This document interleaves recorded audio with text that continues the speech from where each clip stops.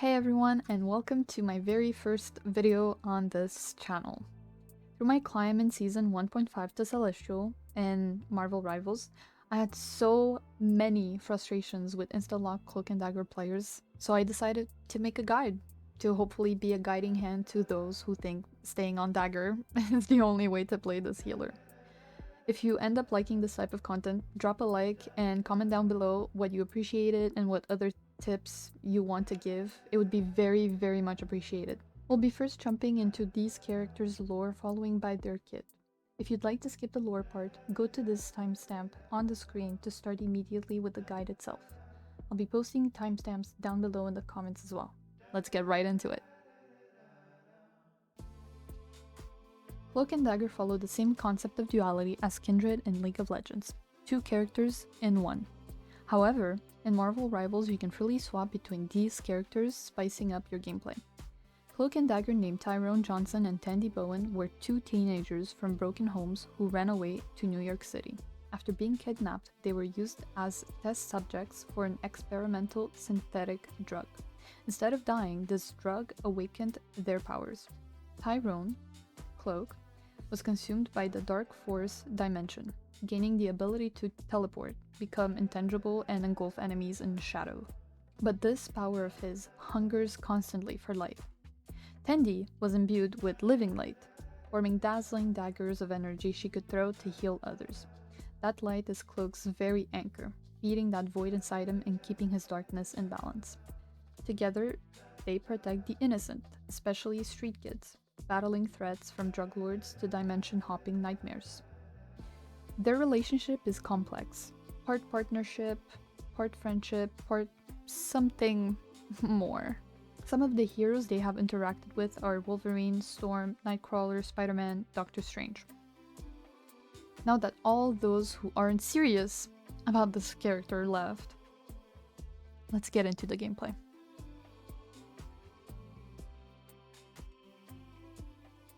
Dagger's normal attack is an auto-tracking heal that deals 15 damage for a total of 12 daggers. Her healing per dagger is 16.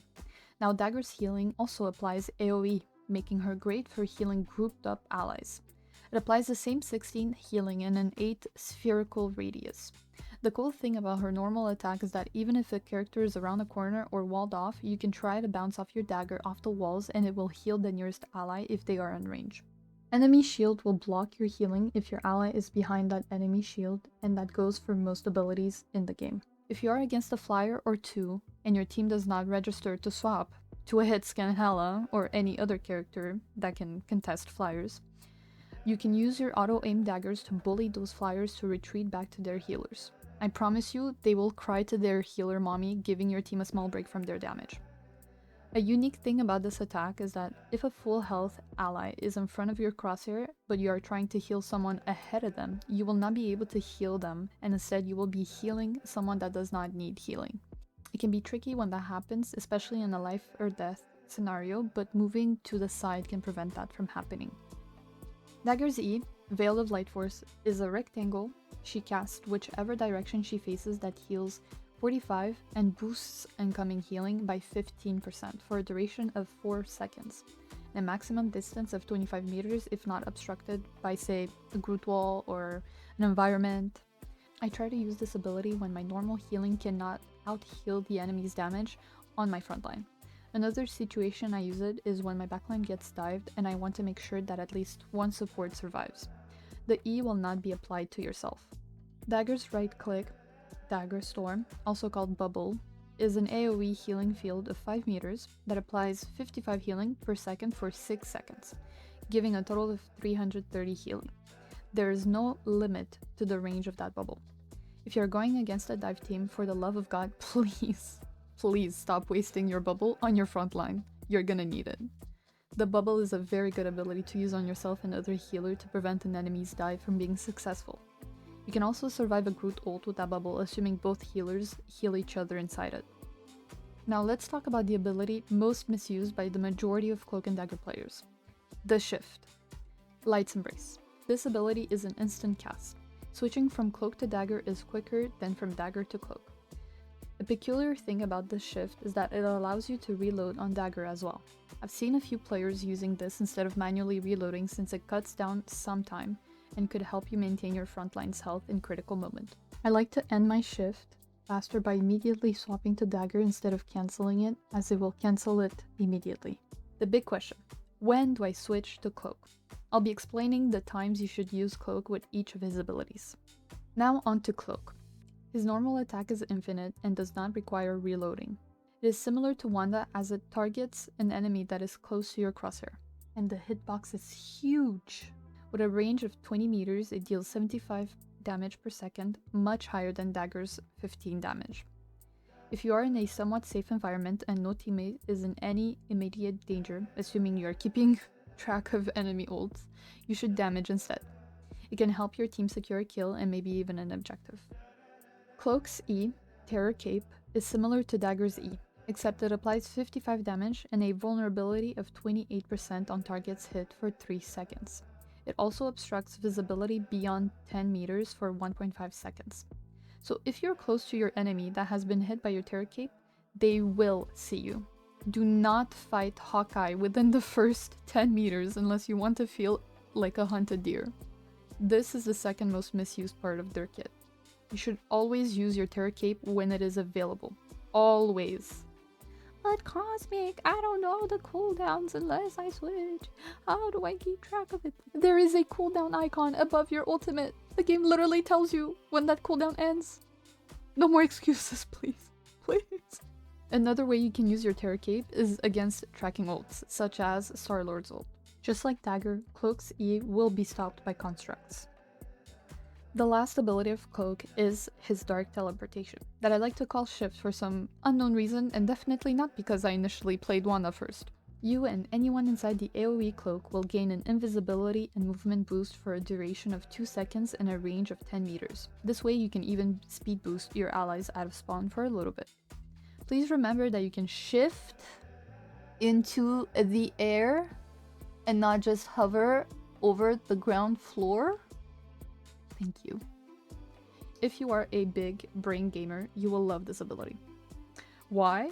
Because you and your team can become untargetable by any ults. If you time it well, you can make your team evade even a Jeff ult.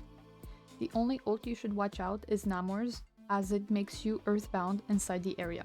Some tether abilities can still be a threat like Venom, Spider-Man, and Mr. Fantastic.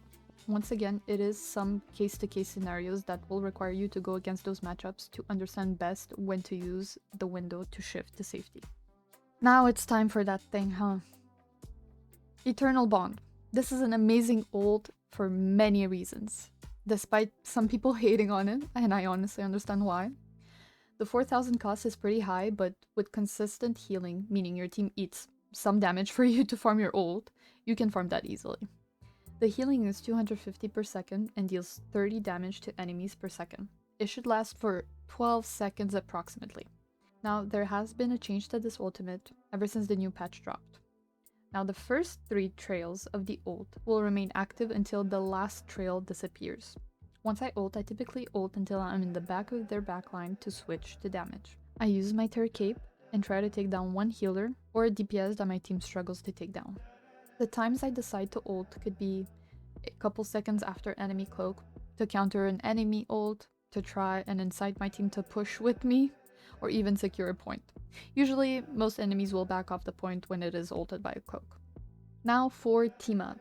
Her only available Teamup currently is with Moon Knight. She gains 15% healing boost. Moon Knight seems to make a comeback to the meta, so you should be getting this Teamup somewhat more often than in the previous season. Now let's talk about counters. Very important section. The biggest counter to Cloak and Dagger is Magneto.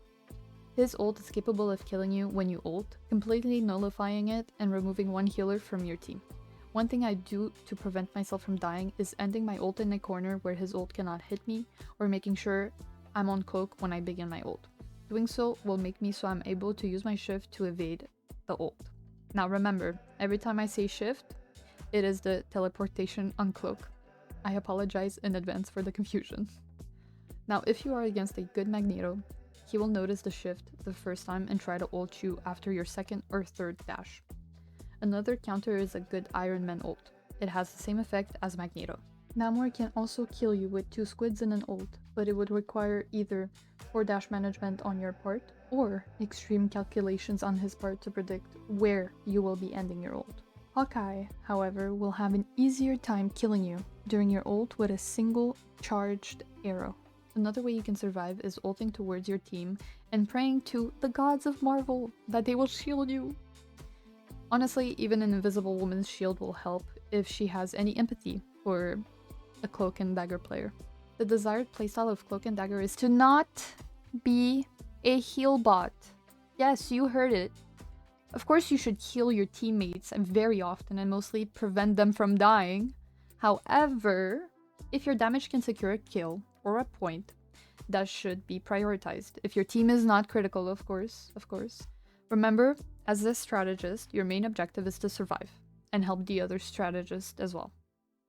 You alone cannot guarantee the survivability of your team without your other healer unless you are preparing to ult. Your next priority is the tanks. If your tanks die, your team will likely collapse as well. So for all those DPS crying in the corner screaming, heal them, because they couldn't seek a health pack, a corner to hide and wait, or even some psychiatric help, they can continue to cry as they go negative due to their poor positioning and game sense. Another tip I have is concerning aggression. I characterize my playstyle as aggressive, so I tend to save sometimes my bubble for duels. I drop my bubble down to provide me constant heals, and swap to Cloak for his Terror Cape and just try to kill them if I can. If not, I shift away. To get better at this character, I recommend trying to get good for one section at a time. So this sums it up for Cloak and Dagger. I'm looking forward to your improved gameplay on this very misunderstood character. Hope you liked this video. If you did, drop a like please and a subscribe. And until next time, ciao!